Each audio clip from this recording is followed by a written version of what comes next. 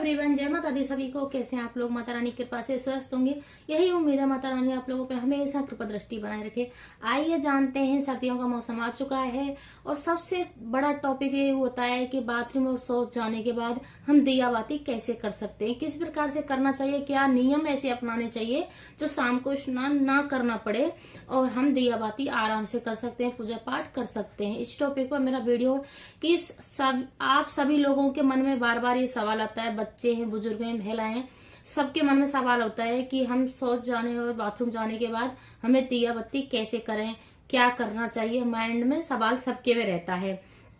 तो ये सर्दियों सबसे ज्यादा ये प्रश्न सर्दियों में ही सबके खड़ा होता है, क्योंकि सर्दियों में बार बार नहाया नहीं जाता है, क्योंकि ठंडा पानी होता है और ठंड लगने का डर भी होता है। तो इसलिए मैंने ये वीडियो बनाया है कि भाई सभी लोग दिक्कत आती है और किस प्रकार से हमें पूजा पाठ करनी होती है। तो आते हैं सवाल मेरा, सबसे पहले बाथरूम के ऊपर बता देती हूँ कि अगर हम बार बार बाथरूम जा रहे हैं और इसके 3 ऐसे नियम होते हैं जो अगर हम अपना लेते हैं तो वो हम आराम से शाम को पूजा कर सकते हैं। सबसे बड़ा चीज होता है कि हमें जैसे सुबह स्नान ध्यान करके ही हमें पूजा पाठ करनी होती है। तो सभी लोग सुबह स्नान करने के बाद ही पूजा करते हैं। तो सुबह तो किसी को दिक्कत नहीं होती है, शाम को प्रॉब्लम होती है सबसे ज्यादा। तो शाम को दीपक बाती करते हैं तब।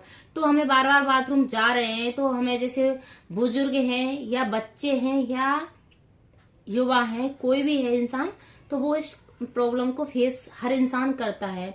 और जैसे ऑफिस जा रहे हैं उनके लिए भी मैं बता रही हूँ, अगर बार बार जैसे ऑफिस जाते हैं और वो बार बार बाथरूम जाते हैं तो उनको क्या करना चाहिए। उनका यही मेन सवाल होता है कि हम वहां पे भी सॉक्स वगैरह खुल नहीं सकते, क्या करें क्या नहीं। तो उनको क्या करना है, सबसे पहले घर आना है, आके अपना जैसे फ्रेश होने के बाद, जैसे बाथरूम वगैरह जाने के बाद हाथ पैर अच्छे से धुलने हैं। 3 बार कुल्ला करने का नियम होता है, 3 बार कुल्ला करना है, फेस को धुलना है, कपड़े सारे चेंज करने हैं। इस हिसाब से आप दिया बाती कर सकते हैं, कोई भी दिक्कत की बात नहीं है। 3 बार कुल्ला करने का जरूर नियम होता है अगर बाथरूम जा रहे हैं। ऐसे ही जैसे घर में रहते हैं, बुजुर्ग हैं, तो वो जो सारे दिन सॉक्स पहन के रखते हैं वो नहीं खोल सकते, उनको ठंड लगती है।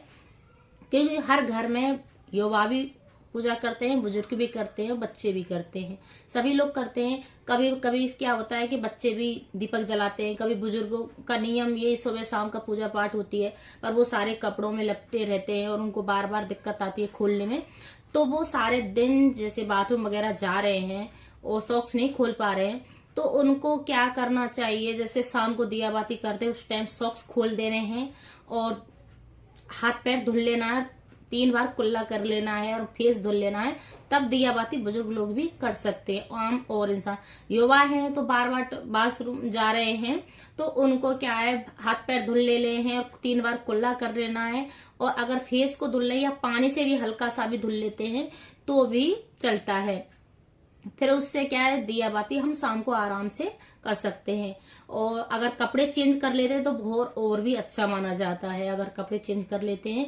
अगर नहीं कर सकते हैं तो जो हम मतलब पैरों को और हाथ पैरों को धुल के तो आना है। गर्म पानी से भी आसानी से धुल जाते हैं अगर गर्म पानी करके रख लेते हैं। और बार बार नहीं धुल पा रहे हैं या प्रॉब्लम आ रही है तो फिर उनको जैसे सॉक्स वगैरह पहनते हैं उनको उतार के रख देना है और शाम के टाइम दिया बाती के टाइम हाथ पैर धुल ले, 3 बार कुल्ला करना है, मुंह से पानी निकालना है और फिर उसके बाद में फेस को धुल के, कानों ऐसे थोड़ा पानी लगा के धुल के, और तब हम दिया बाती कर सकते हैं। किसका फोन आ गया? बहुत लोग फ्रेश होने जाते हैं, बहुत लोग नहीं जाते हैं। तो जो फ्रेश होने जाते हैं तो उनके बारे में मैं आपको बता देती हूँ कि जैसे सर्दियों का मौसम है और बार बार जैसे दिक्कत आती है, जैसे फ्रेश होने जाते हैं तो जो ऊनी कपड़े पहने हुए होते हैं उनको बहुत लोग खोलते हैं, बहुत लोग नहीं खोलते, इस चीज का भी नहीं जानते। वो कपड़े अशुद्ध हो जाते हैं तो उनको खोल के जाना चाहिए। जैसे ऊनी गर्म कपड़े पहन रखें तो उनको उतार के तब जाना चाहिए, जिससे वो शुद्ध रहे, अशुद्ध ना रहे।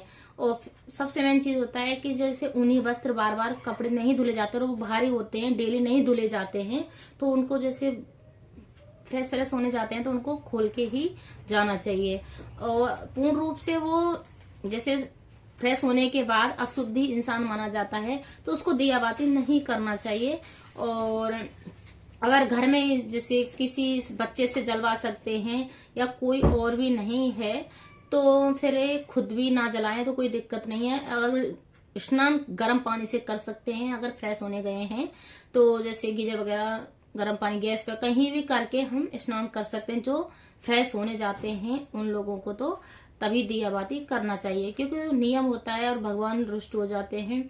सबसे मेन चीज होता है कि अगर हम दिया बाती करते हैं तो जैसे भगवान के मंदिर में भी नहीं घुसना चाहिए जब फ्रेश होने के बाद, और भगवान की दीपक भी नहीं जलाना चाहिए। जिस इंसान जो फ्रेश होने चाहता है या तो गर्म पानी से नहा लेना चाहिए, नहीं तो फिर उसको किसी दूसरे से दीपक जलवा देना चाहिए। और अगर दीपक ना जलाएं तो कोई दिक्कत नहीं है, बाई चांस भाई फ्रेश होने के बाद नहीं जलाया जाता है।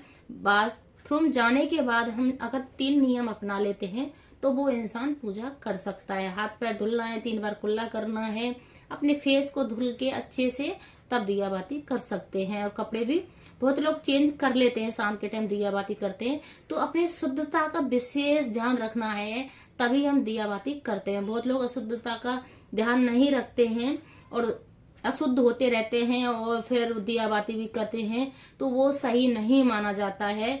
और सबसे मेन चीज होता है कि जैसे हम बाथरूम भी जा रहे हैं बार बार, तो भी अगर हम जैसे गर्म कपड़े ज्यादा सॉक्स वगैरह पहन रखे हैं तो बहुत लोग नहीं उतारते दिया बाती करने के टाइम, तो उतार के ही करना चाहिए, क्योंकि वो अशुद्ध रहते हैं कपड़े। उस चीज का भी ध्यान रखना होता है, हमें छोटी छोटी चीजों का ध्यान रखना होता है।